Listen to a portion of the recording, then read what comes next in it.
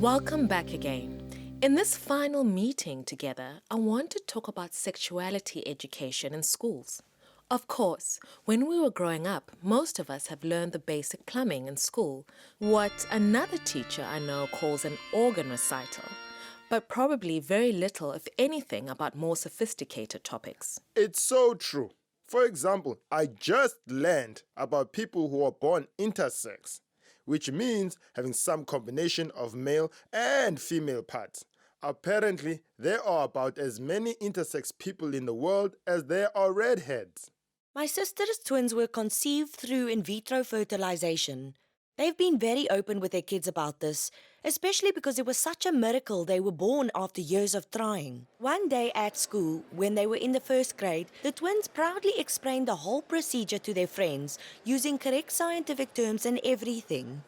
The other kids were fascinated, but the principal called my sister, accusing her children of saying extremely inappropriate things and insisting she come to school right away.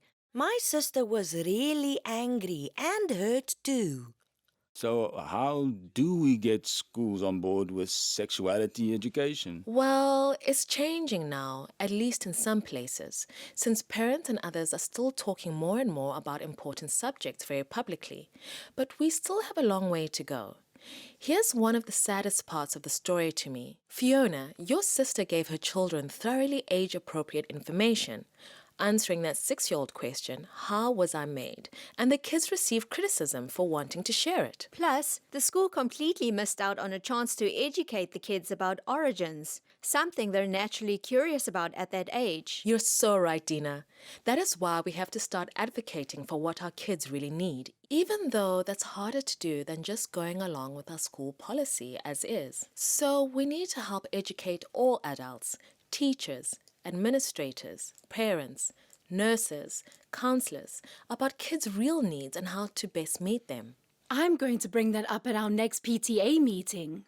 I'm convinced that the more parents know, the more accepting they and the schools will feel towards diversity and sexuality education, and the more we can recognize everyone's common humanity. That's a great thought to end the session with. Hey guys, let's start a movement. Yes, count me in, Adele. And thank you everyone for a really, really great class. Thanks. Goodbye everyone. See you soon.